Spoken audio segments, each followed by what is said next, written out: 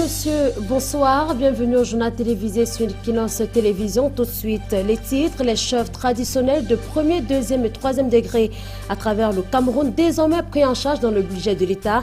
Le chef de l'État a décidé de leur octroyer une allocation mensuelle. Dans les rangs de ces chefs traditionnels, on attend désormais que la manne tombe enfin. Et en sport, football, le dernier tour des éliminatoires en vue de la Coupe du Monde 2014 se prépare. Le Cameroun sera opposé à la Tunisie. C'est le verdict du tirage au sort effectué aujourd'hui même. Et puis campagne électorale en vue des législatives et des municipales 2013. Les partis politiques attendent toujours le financement annoncé par les pouvoirs publics. Madame, monsieur, c'est tout pour le sommaire. Je vous retrouve dans un instant pour le développement.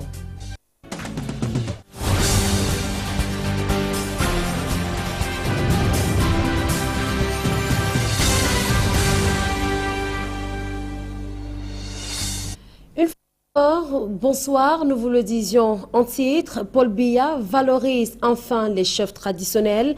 Des allocations mensuelles leur sont désormais versées.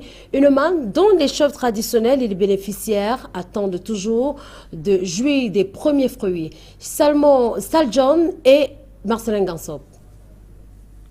Depuis vendredi que la bonne nouvelle est tombée, les chefs traditionnels ne cessent de pousser des oufs de soulagement.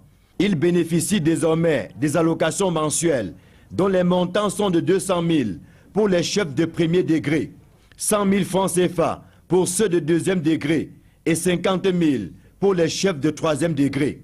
C'est une manne sur laquelle les bénéficiaires ne peuvent pas cracher, tant l'attente a été longue et même stressante. Nous, les chefs traditionnels, nous croyons que nous étions les oubliés de la nation. Avec tout ce que nous faisons pour le pays et pour les populations, nous sommes satisfaits de ce décret enfin.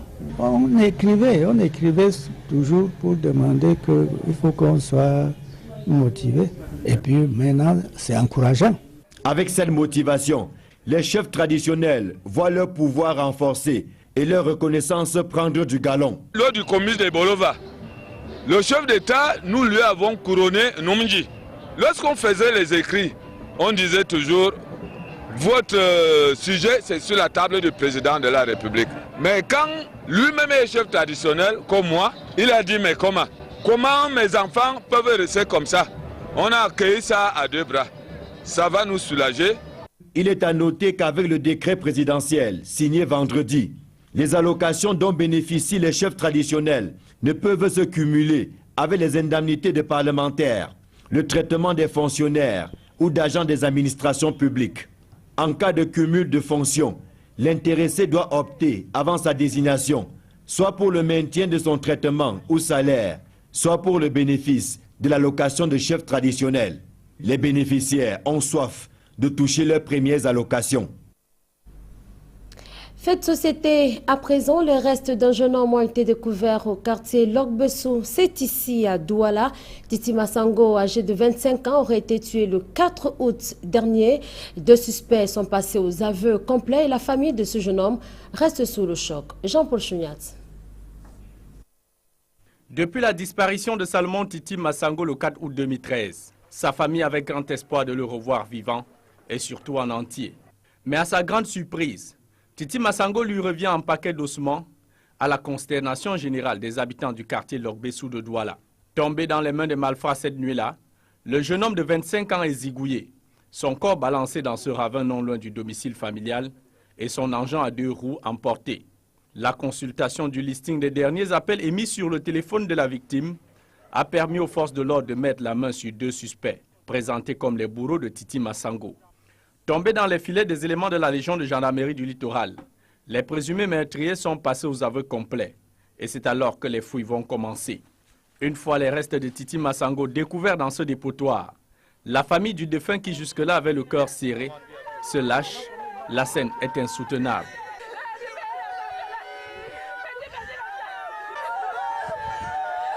Sur instruction du procureur de la République, les enquêteurs procèdent à la reconstitution des faits. Les bourreaux vont retracer le couloir de la mort qu'ils avaient emprunté pour ôter la vie à Titi Massango.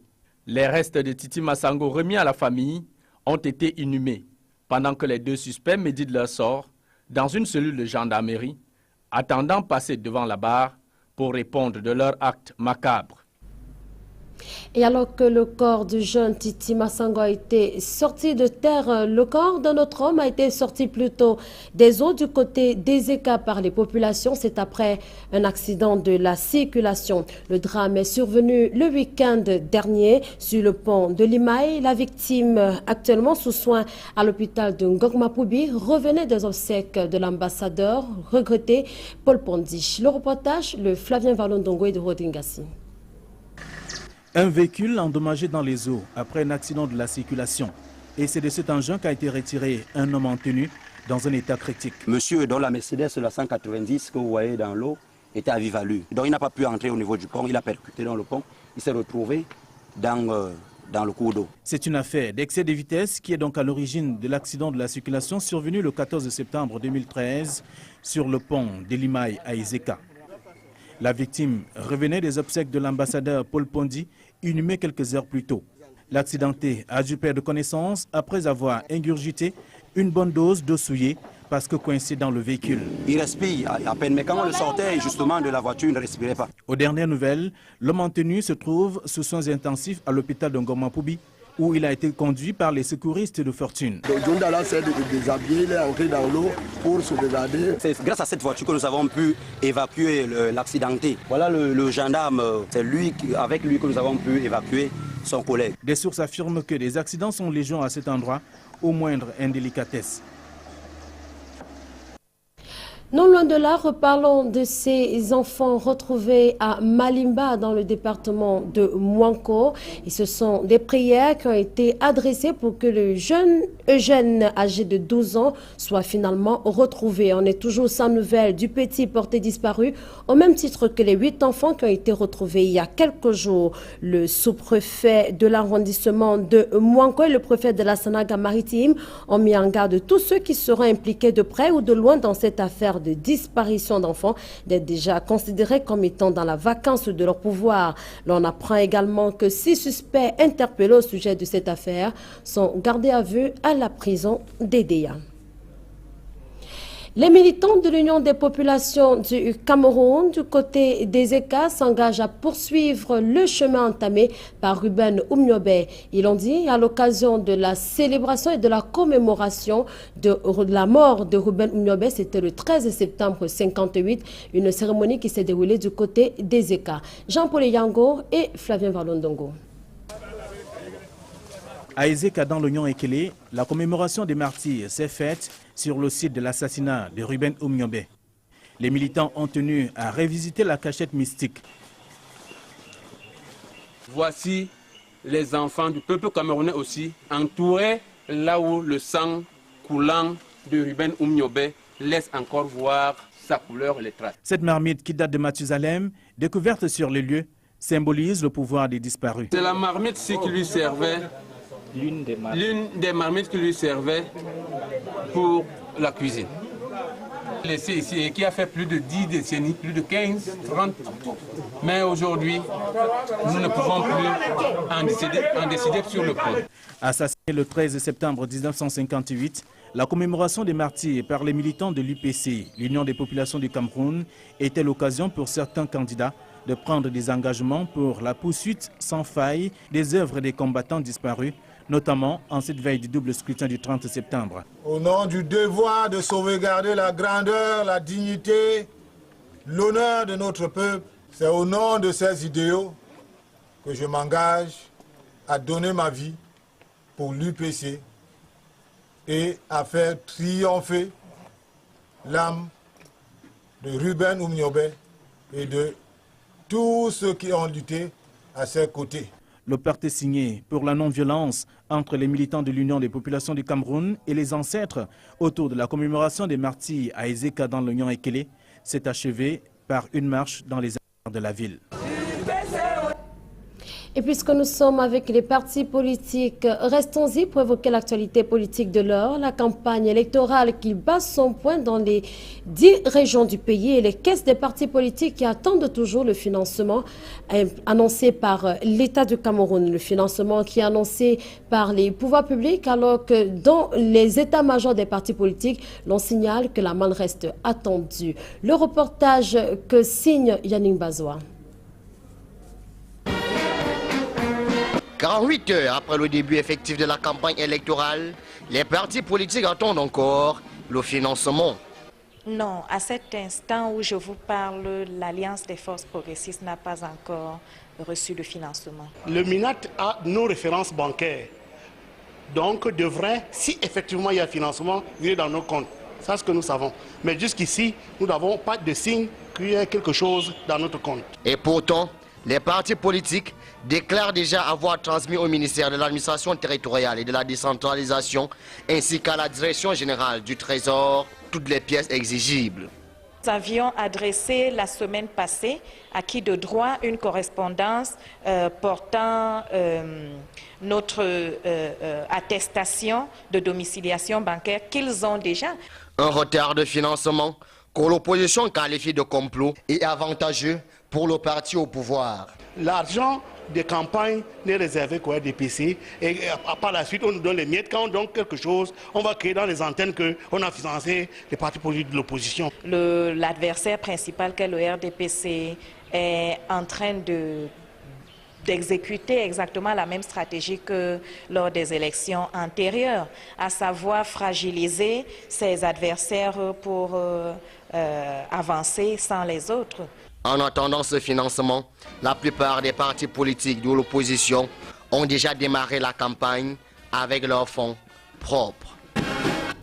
Et de l'actualité des partis politiques, on en reparlera. Ce sera juste après ce journal. Vous retrouverez toute l'équipe réunie autour de Fénelon Mausen. Ce sera pour l'émission spéciale consacrée aux élections législatives et municipales sur cette antenne.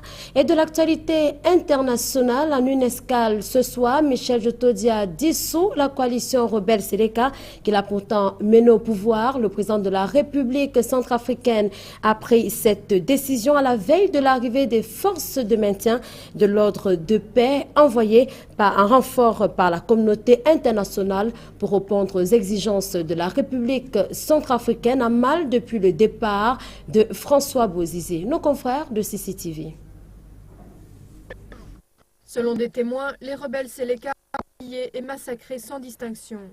Le mois dernier, le président français François Hollande a appelé à une action urgente des Nations Unies pour éviter que le pays ne sombre encore un peu plus dans le chaos. Selon un rapport de l'ONU publié jeudi, durant les combats qui ont mené au coup d'État de mars, les rebelles comme les troupes de Bozizé se sont rendus coupables d'exécutions sommaires, de tortures et d'autres violations des droits humains. Le rapport demande également au Conseil des droits de l'homme de l'ONU de considérer un jugement des crimes de guerre à la Cour pénale internationale.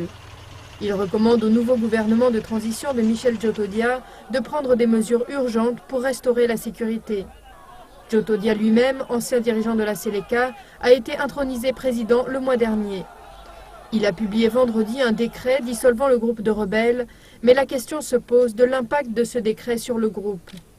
La même semaine, suite aux affrontements avec des combattants loyaux à Bozizé qui ont fait 100 morts, il a démis de ses fonctions le chef des forces armées. Le gouvernement Seleka de Djotodia s'est engagé à continuer la campagne de désarmement du pays et la communauté internationale travaille à augmenter son influence sur le terrain. La force multinationale d'Afrique centrale devrait augmenter ses effectifs, passant de 2000 à 3500 soldats, afin d'éviter que l'un des pays les plus pauvres au monde ne sombre encore un peu plus dans le chaos. Et de l'actualité sportive pour sortir de ce journal. Dernier tour éliminatoire en vue de la Coupe du Monde 2014. L'adversaire du Cameroun est connu. Les Aigles de Carthage de Tunisie recevront les Lions indomptables. Ce sera le 15 octobre prochain pour le compte du match aller. Le tirage au sort a eu lieu ce jour au siège de la CAF au Caire. Le Cameroun aurait pu croiser la Côte d'Ivoire, le Ghana ou encore le Nigeria logé dans le chapeau 1. Jean-Paul Chouniat. Le public sportif camerounais redoutait moins la Tunisie que tout autre gros calibre du chapeau 1. composé par ailleurs des éléphants de Côte d'Ivoire, les Black Stars du Ghana et les Fennecs d'Algérie. Repêchés de justesse après défaite du Cap-Vert sur tapis vert, les Aigles de Carthage de Tunisie en seront à leur deuxième expérience avec les Lions indomptables en éliminatoire de Coupe du Monde. En route pour le mondial de 1990, le Cameroun battait 2-0 la Tunisie à Yaoundé, puis 1-0 à Tunis, s'offrant le ticket de la phase finale d'Italie 90. Déjà perdant sur terrain 0 contre 2 face au Cap-Vert, avant de se voir rappelé par la FIFA. La Tunisie n'est pas pourtant une véritable foule de guerre. Le Cameroun n'est cependant à l'abri de toute mauvaise surprise, au moment où son équipe nationale a un jeu approximatif. Les Lions indomptables, désormais privés de leur joueur emblématique Samuel Eto'o auront fort à faire dans ces 2 matchs décisifs. L'aller le 15 octobre à Tunis et le retour le 19 novembre à Yaoundé. Étape incontournable pour répondre présent à la phase finale de la 20e Coupe du Monde l'année prochaine. Les Lions ne devraient surtout pas perdre de vue les revanches de 1989, rester en travers de la gorge des Tunisiens et l'élimination 2-3 en quart de finale de la CAN 2008 au Ghana. Et pour ne pas se faire surprendre, reste à Volkefink de régler le jeu dans les compartiments à problème, dans l'espoir de tenir tête aux Tunisiens et s'offrir l'une des 5 places pour la phase finale de la 20e Coupe du Monde au Brésil en juin prochain. Et pour rester tout à fait complet dans cette actualité sportive, voici le reste des combinaisons en plus du match Tunisie-Cameroun. La Côte d'Ivoire sera opposée au Sénégal. Le Ghana jouera contre l'Égypte. Le Burkina Faso sera opposé à l'Algérie, tandis que l'Éthiopie sera aux prises avec le Nigeria. Il faut rappeler que les matchs allés vont se dérouler les 11 et 15 octobre prochains et les matchs retour les 15 et 19 novembre 2013. Seuls les vainqueurs sur l'ensemble des 2 matchs seront qualifiés pour le mondial au Brésil en 2014. Et des champions de la CAF, Coton Sport de Garoua qualifié pour les demi-finales. Le représentant camerounais a obtenu son ticket à l'issue du nul vierge concédé contre le COE Sport de Côte d'Ivoire. C'était ce week-end. C'est à une journée de la fin de la phase de poule. Une fois encore, Jean-Paul Chouniat. À une journée de la fin de la phase de poule de la Ligue des Champions, Coton Sport de Garoua se qualifie pour les demi-finales au terme d'un nul vierge devant le COE Sport de San Pedro. Le point ramené de Côte d'Ivoire porte le compteur des Galactiques du Nord à 8 points, les classant deuxième de la poule B derrière Espérance de Tunis 12 points. Le représentant camerounais avait pourtant mal entamé ce tournoi, concédant une défaite 0-2 devant le leader du groupe Espérance de Tunis. Les poulains du coach Sébastien Desabres s'étaient vite ressaisis, battant coup sur coup 1-0 le COE Sport et le Recreativo Libolo d'Angola au Rumdeadja Stadium de Garoua. À cette phase retour, Coton Sport de Garoua enregistre déjà 2 nuls, 1 but partout contre le Recreativo Libolo en Angola et 0-0 contre le COE Sport de San Pedro. En attendant prendre sa revanche de l'aller devant Espérance de Tunis, Coton Sport totalise en 5 matchs, 2 victoires, 2 nuls et 1 défaite, 4 buts marqués, autant concédés. Pour ces demi-finales, Coton Sport croisera certainement le tenant du titre à la Ligue du Caire, où les Orlando Pirates d'Afrique du Sud, encore en ballottage dans le groupe A avec l'AC Léopard de Dolizier. Grosse surprise, le Zamalek d'Égypte déjà éliminé. Rendu à ce stade de demi-finale, Coton Sport recevra une enveloppe de 665 000 $, soit un peu plus de 300 millions de francs CFA des mains de la CAF. Et voilà qui met un terme à cette première édition de la semaine du journal sur Equinox Télévision. Je vous rappelle que juste après, vous retrouverez Fénelon Mabsen et tous ses invités. La circonscription électorale de Douala Premier est à la une de ce soir dans cette émission spéciale consacrée aux législatives et aux municipales. Quant à moi, je vous donne rendez-vous demain lorsqu'il sera exactement 20 h. Bonsoir.